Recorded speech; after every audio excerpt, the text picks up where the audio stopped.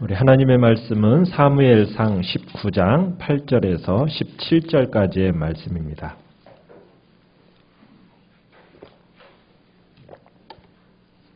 사무엘상 19장 8절에서 17절까지의 말씀을 교독하도록 하겠습니다.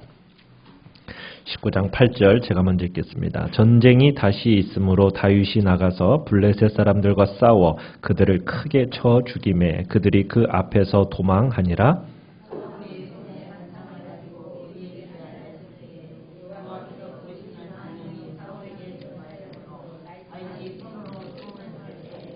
사울이 단창으로 다윗을 벽에 박으려 하였으나 그는 사울의 앞을 피하고 사울의 창은 벽에 박힌지라. 다윗이 그 밤에 도피하매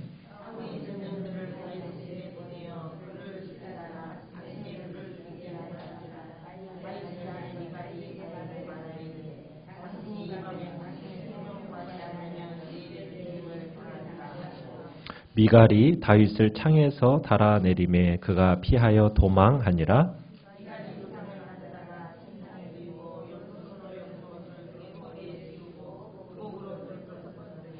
사울이 전령들을 보내어 다윗을 잡으려 하매 미갈이 이르되 그가 병들었느니라.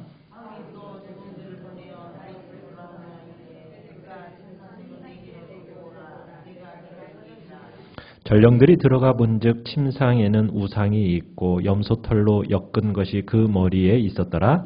사울이 미갈에게 이르되 너는 어찌하여 이처럼 나를 속여 내 대적을 놓아 피하게 하였느냐. 미갈이 사울에게 대답하되 그가 내게 이르기를 나를 놓아 가게 하라. 어찌하여 나로 너를 죽이게 하겠느냐. 아멘. 오늘 말씀의 제목은 도망자 다윗이라는 제목으로 말씀을 나누고자 합니다. 성경에는 크고 작은 위기의 장면이 많이 나옵니다. 오늘 본문도 우리가 살펴보면 위기의 연속인 것을 보게 됩니다. 그야말로 다윗에게는 사방으로 지금 우겨싸임을 당하는 모습인 것을 보게 되는 거죠. 설상가상, 엎친 데 덮친 격, 이것보다도 더 심한 정도가 오늘 나오는 이 장면입니다. 참 이상하게도 안 좋은 일은 기다렸다는 듯이 꼭 거듭 오는 경향이 없지 않아 있어요. 자, 그런데 오늘 보면은 지금 다윗이 만난 위기가 지금 그런 위기입니다. 사무엘상 18장, 지난 사무엘상 18장에서는 다윗을 죽이려는 사울의 의도가 3번씩이나 표현되는 것을 봤습니다. 그래도 18장에서는 사울이 다윗을 죽이려고 할 때 드러내놓고 죽이려고 하기보다는 비공식적으로 다윗을 죽이려고 했었어요. 그런데 오늘 19장에서부터 보면은 자, 이제 비공식적으로 죽이려고 했던 계획들이 실패를 자꾸 하니까 오늘 본문 19장에서 넘어와서는 이제는 아예 공개적으로 다윗을 죽이라고 명령을 합니다. 1절로 가보시면은 이제 첫 번째 공개적인 명령을 하는데 그 공개적인 명령을 누구에게 얘기를 하느냐면 1절에 사울이 그의 아들 요나단과 그의 모든 신하에게 다윗을 죽이라 이렇게 명령을 하는 겁니다. 그러니까 요나단, 자기의 아들 요나단과 그리고 모든 신하들에게 이 명령을 내리는 거예요. 자, 요나단과 다윗의 관계는 어떤 관계입니까? 굉장히 정말 친한 친구이지만 목숨을 서로 생명과 같이 여기는 관계다. 그 관계임을 지난번에 봤었어요. 오늘도 마찬가지죠. 요나단이 다윗을 심히 좋아했다. 그러니까 다윗과 굉장히 이 요나단과의 관계는 끈끈한 관계임을 볼 수 있는 겁니다. 그러면서 그 아들에게까지도 죽이라고 명령하고 있는 거예요. 자, 그런데 이런 분명한 살인의 의도를 이제 요나단이 알고서는 아버지가 지금 다윗을 분명히 죽이려고 하는구나. 이 사실을 알고 나니까 이제 그 사실을 급히 누구에게로 가요? 2절에 가보니까 다윗에게 가서 이 이야기를 전해줍니다. 내 아버지 사울이 너를 죽이기를 꾀하느니라.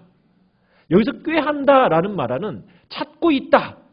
지금 아버지 사울이 너 다윗을 죽이려고 계속적으로 지금 기회를 노리고 있다. 지금 그 얘기를 하고 있는 겁니다.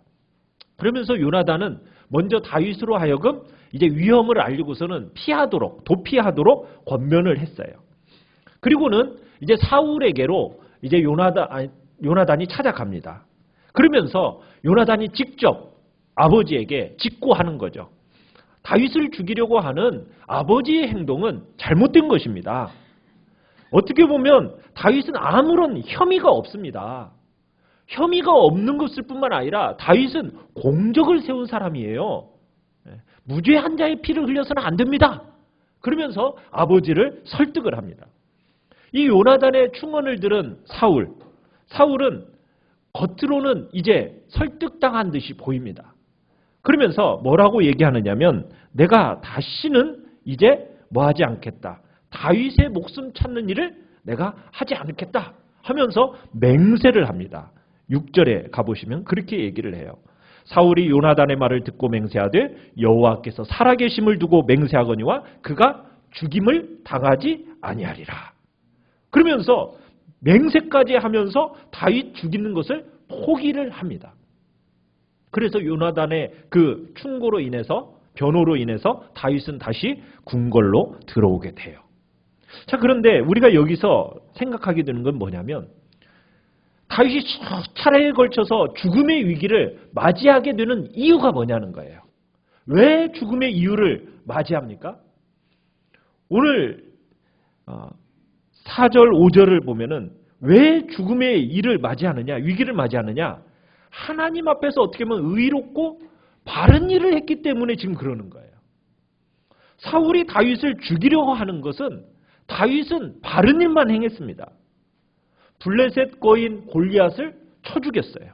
그래서 이스라엘의 그 어려움을, 난국을 해결해 줬습니다. 사울의 영혼이 지금 불안정하고 고통스러워하고 있는 그 상황 속에서 다윗이 어떻게 해요? 수금으로서 그의 마음과 영혼을 안정과 치유를 주었던 사람이에요.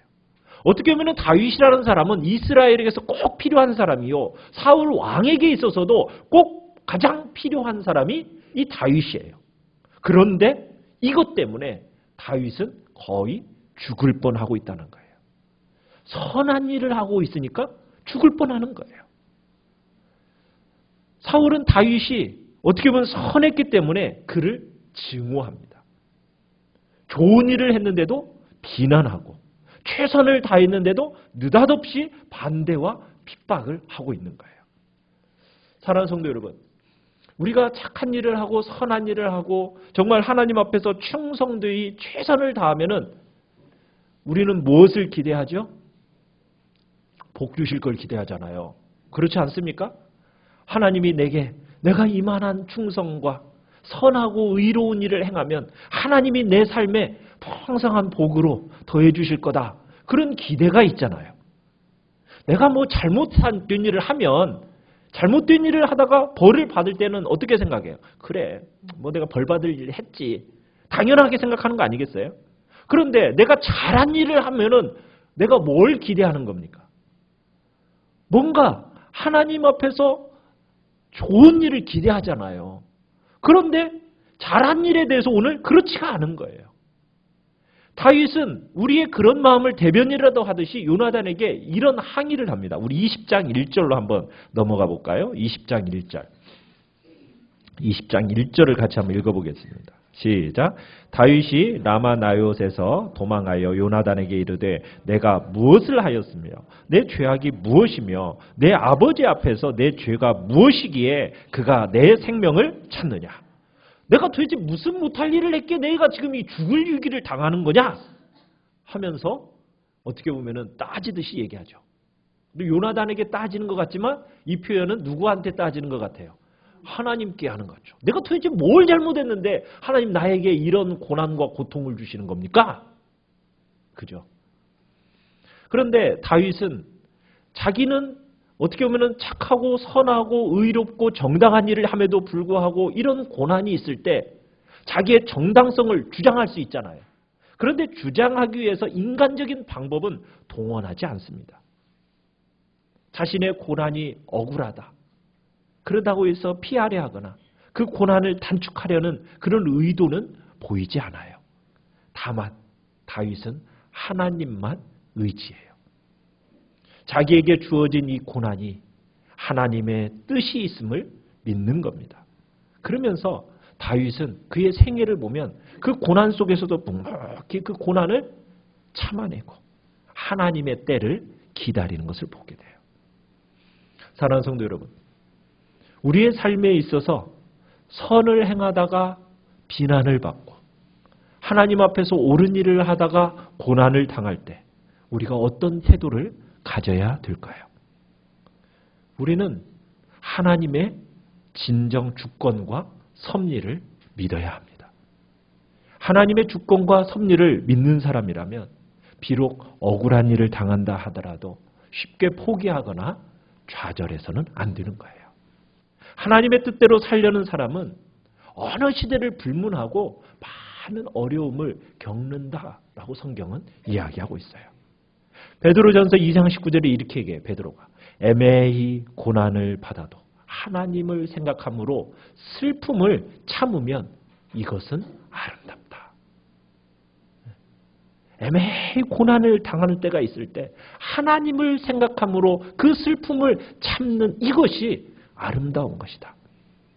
또 베드로전서 2장 20절로 21절 이렇게 얘기합니다. 선을 행함으로 고난을 받고 참으면 이는 하나님 앞에 아름다우니 이를 위하여 너희가 부르심을 입었느니라. 우리의 부르심이 이런 부르심이라는 거예요. 사랑하는 성도 여러분, 여러분의 삶에 있어 주님 앞에서 충성과 그 다음에 정당함으로 의롭게 행하다가 애매한 고난을 받을지라도 주님 안에서 그 하나님의 주권과 그 하나님의 그 선하심을 믿으면서 섭리를 믿으면서 주님 앞에서 참고 견디어 내십시오. 그 속에 하나님의 아름다움과 선한 복된 역사가 우리를 기다리고 있음을 믿으시기 바랍니다. 요나단을 통해서 어떻게 보면 다윗을 사울의 손에서 구원하셨어요. 그죠? 하나님께서 누구를 통해서 구원하셨다고요? 요나단. 요나단이 누구예요? 사울의 아들이에요. 원수의 아들로부터 하나님은 구원을 시키셨어요. 그러더니 또 한 사람을 통해 구원을 하시는 장면을 우리가 또 보게 돼요. 자, 이제 8절로 가보시면 19장 8절로 가보면은 또 이제 다윗이 블레셋과의 전쟁이 있었어요. 이 전쟁에서 다시 승리를 합니다. 사울이 이러면서 승리하는 다윗에 대한 또 어떤 마음이 들어요? 막 시기심이 또 막 불일듯이 일어나게 되는 거예요. 시기심에 사로잡히게 됩니다. 그러니까 이제 또 어떤 일을 벌여요? 다윗을 죽이려고 해요.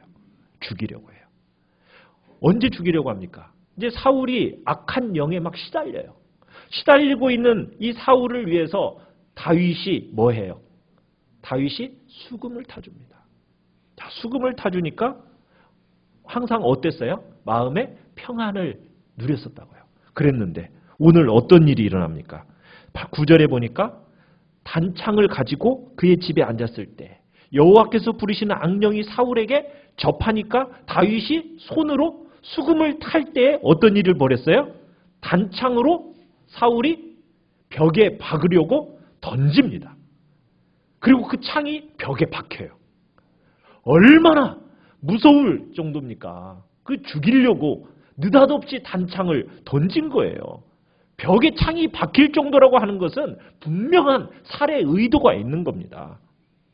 그때 다윗은 창을 피하죠. 피하고서는 그리고서는 자기 집으로 도망갔어요. 어떻게 보면은 다윗의 목숨을 찾을 일이 없을 것이라고 분명히 맹세했었잖아요. 그런데 그 맹세가 물거품이 돼버린 거예요.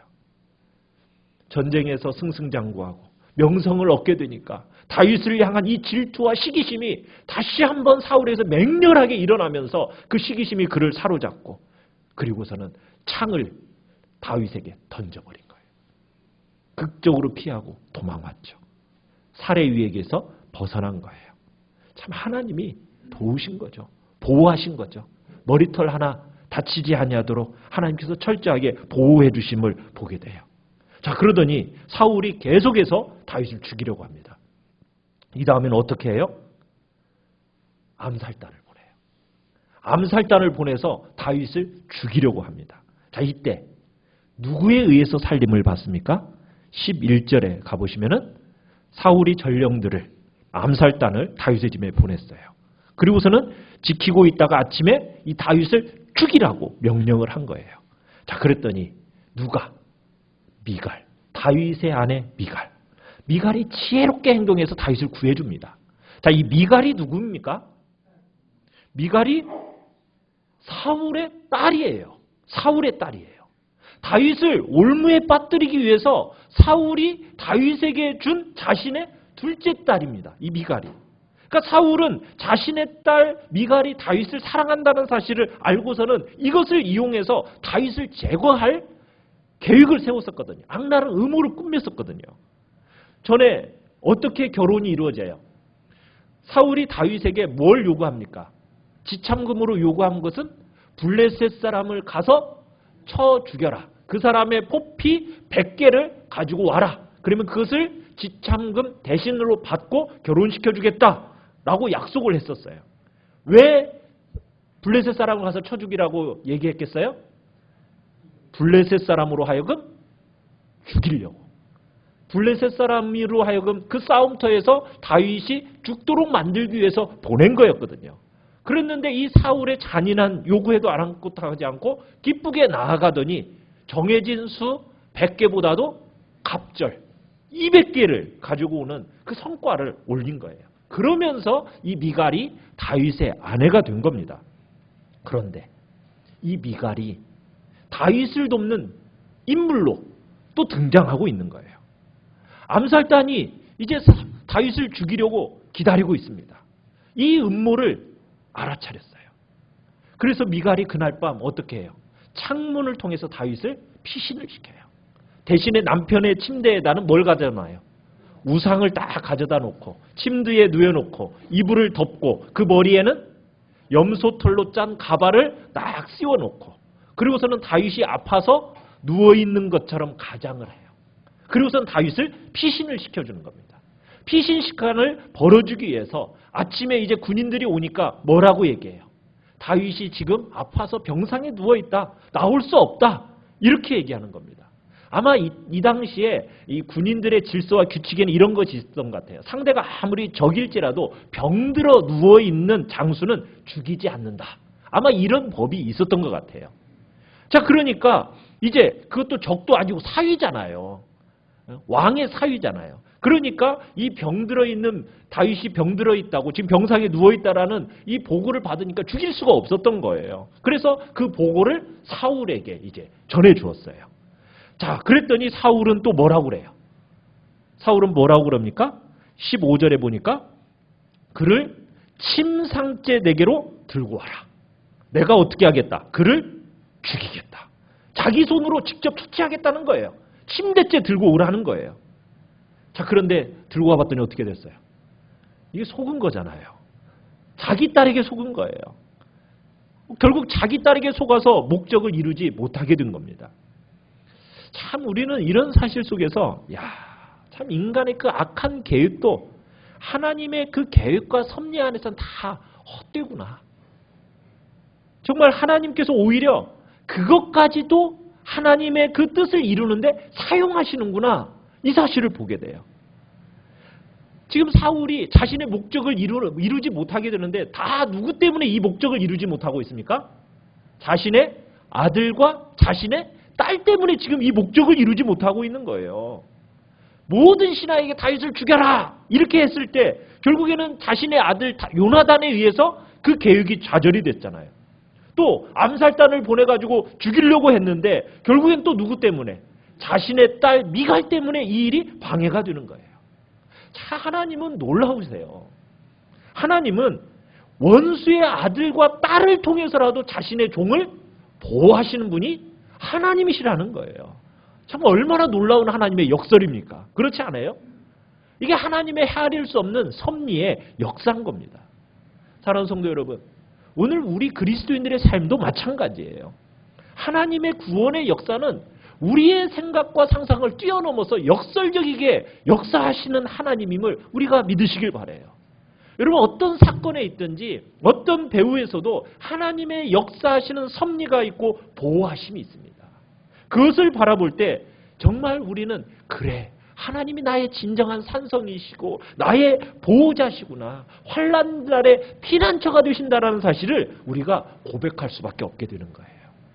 다윗은 이것을 알았기 때문에 그 사실을 시편에서 보면 얼마나 많이 고백하고 있어요.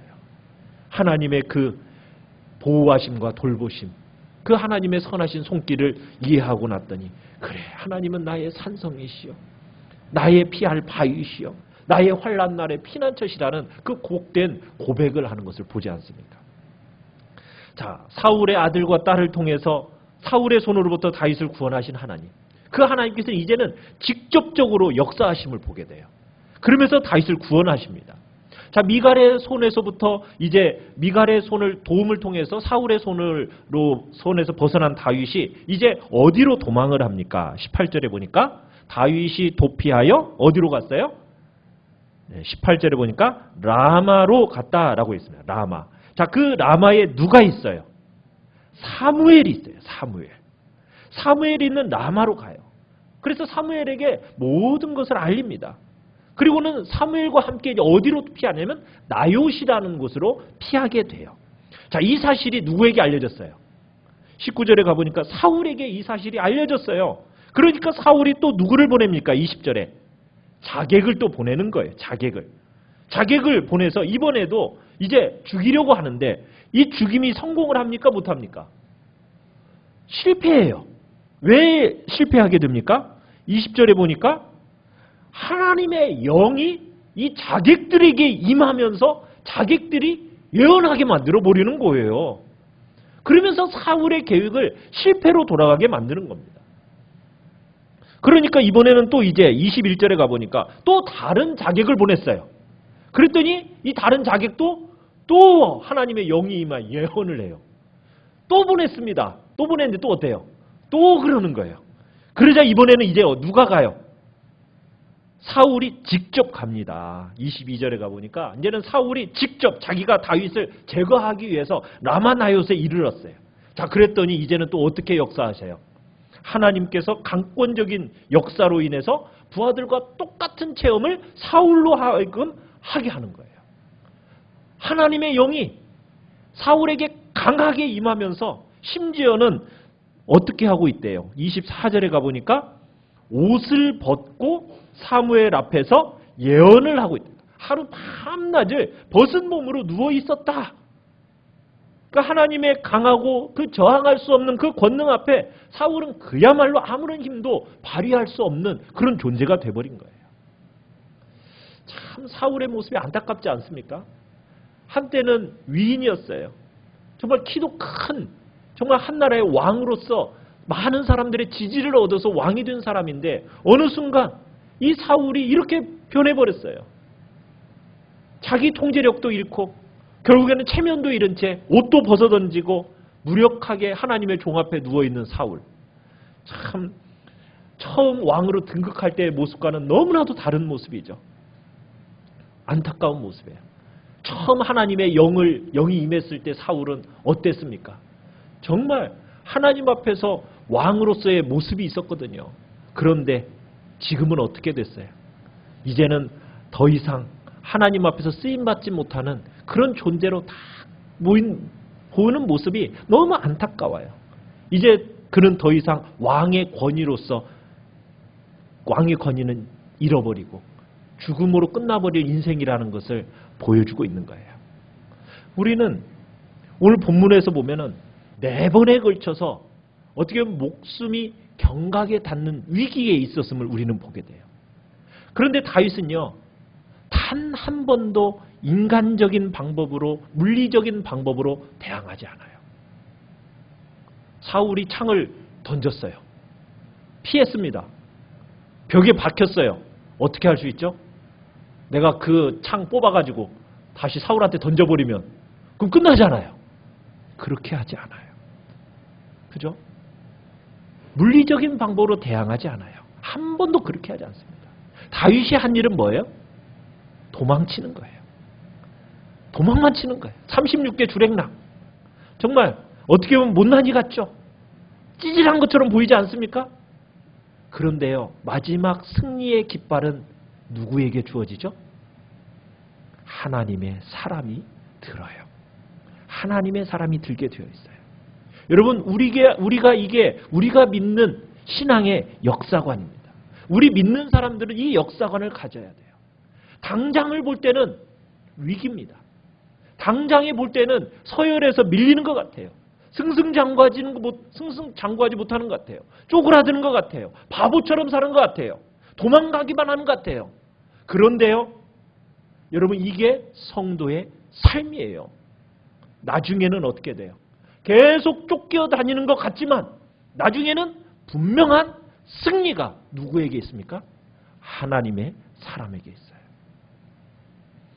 목숨을 노리는 위협이 거듭들 때마다 다윗의 심정은 어떻겠어요? 다윗의 마음도 그랬겠죠. 나도 한번 그냥 확 저질러 버리고 싶죠.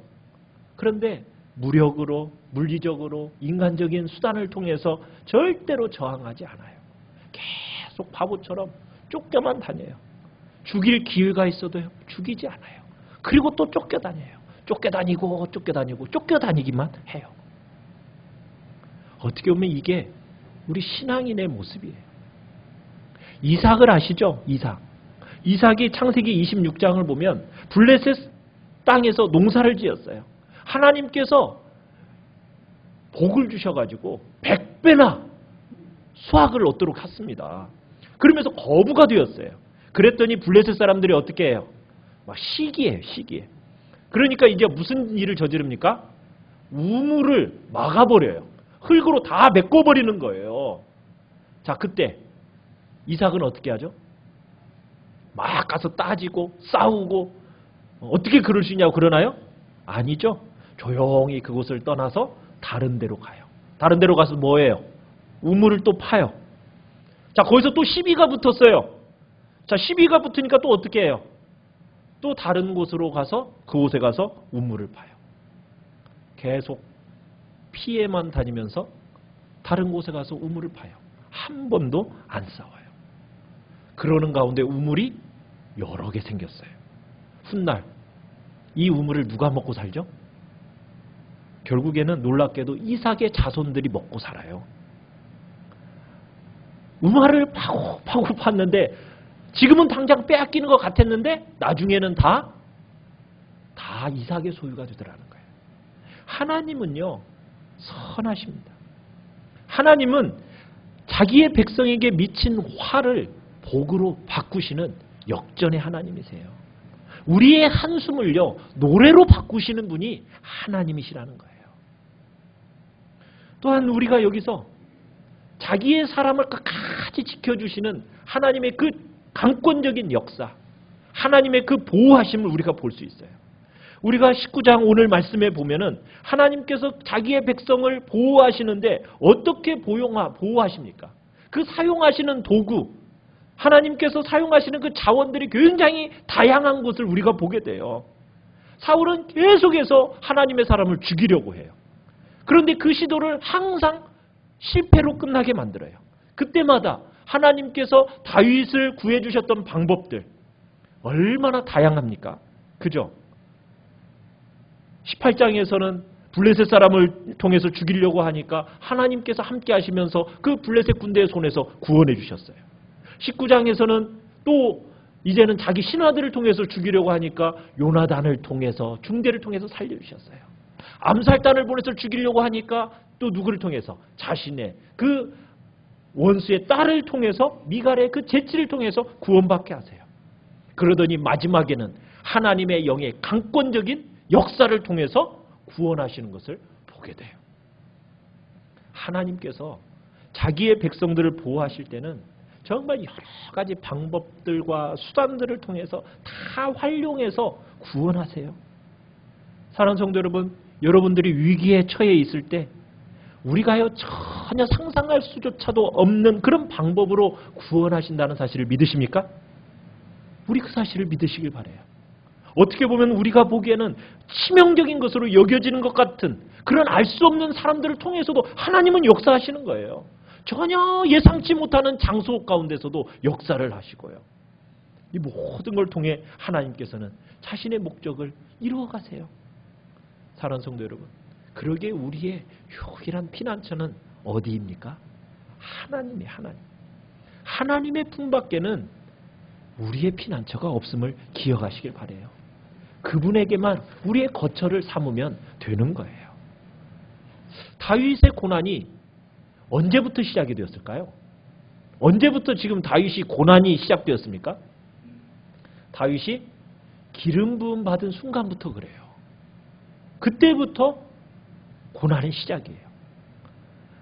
목동으로 있으면서 하늘의 별을 세면서 풀벌레 소리 들으면서 양떼를 지켰던 목동일 때는 진짜 더 행복했을지 몰라요. 편안했죠. 마음도 편했죠. 그런데 하나님의 종이라고 기름 붓고 하나님의 나라를 세워야 하는 소명을 다 받고 난 순간부터, 기름 부음 받은 순간부터 이해할 수 없는 고난이 시작이 되어져요. 그런데 그 고난이 깊어지고 깊어질수록 하나님의 왕국이, 다윗의 왕국이 서서히 드러나는 것을 보게 돼요. 여러분, 이해할 수 없는 고난이 우리에게 당할 때 여러분 이렇게 믿으시길 바라요. 아, 여기에도 하나님의 섭리가 분명히 담겨져 있구나. 여러분, 이 사실을 믿으시길 바랍니다. 고난을 두려워하지 마세요. 물론 고난을 겪을 당시에는 정말 다윗도 그 고난의 의미를 다 이해할 수는 없었을 거예요. 내가 왜 이 고난을 겪어야 하나. 사실 몸으로 겪을 때는 그게 안 보이거든요. 고통스러움만 느끼는 거예요. 여러분, 그걸 고난의 의미를 다 이해하고 고난을 겪은 사람은 이 세상에 예수님밖에 없어요. 내가 왜 이 고난을 겪어야 되는지 그 이유를 아시던 분은 예수님밖에 없어요. 우리 인간은 다 알 수 없어요. 무슨 뜻도 있는지, 무슨 이유도 있는지 몰라요. 왜 나만 겪는 고난이냐고, 왜 나만 이런 고난을 겪어야 하냐고 막 그렇게 하나님 앞에 따질지 모르지만 여러분 믿으시길 바라요. 하나님은 놀라운 구원의 섭리의 손길 가운데 우리와 함께 하신다는 것. 그리고 우리를 보호하시고 동행하시며 마지막 순간 우리로 하여금 깜짝 놀라게 하시면서 아, 하나님이 이런 놀라운 구원의 섭리가 있었기 때문에 이런 일들을 진행해 오셨구나. 나중에 딱 돌이켜보면 깨닫게 되는 거예요. 하나님께서는 이 고난을 통해서 누구를 다듬어 가셨던 겁니까? 다윗을 다듬어 가셨던 거예요. 다윗의 그 영성이 보석처럼 아름답게 깎여져 나가도록 하나님께서는 그 형상을 빚어가셨던 거예요. 고난의 가장 큰 은혜, 다윗에게 이루어졌어요. 다윗의 인생 속에서 반복되어졌고 그 궁극적인 목적은 다윗을 온전한 하나님의 사람으로 만드는데 하나님의 목적이 있었던 거예요. 다윗은 철저하게 하나님을 피난처로 삼았고 칼이 목에 닿는 그 순간까지도 오직 하나님만 바라보고 의지하고 그분에게 딱 달라붙어 있음으로 인해서 절체절명의 순간도 벗어나는 것을 보게 돼요. 결국 다윗은요, 하나님이라는 그 단어 하나를 딱 붙들고 모진 고난 다 겪어냈습니다. 사랑하는 성도 여러분, 여러분들도 다윗과 같이 하나님이라는 그 단어 하나, 여러분의 인생 속에 칠흑과 같은 고난이 우리에게 다가온다 할지라도 여러분 하나님이라는 그 단어 하나를 꼭 붙들고 모든 고난을 견뎌내시기를 간절히 축원합니다. 그럴 때 여러분에게 주어주시는 하나님의 복이 여러분에게 임하게 되는 거예요. 우리 찬양을 해요. 아까 찬양했죠. 왜 나만 겪는 고난이냐고. 불평하지 마세요.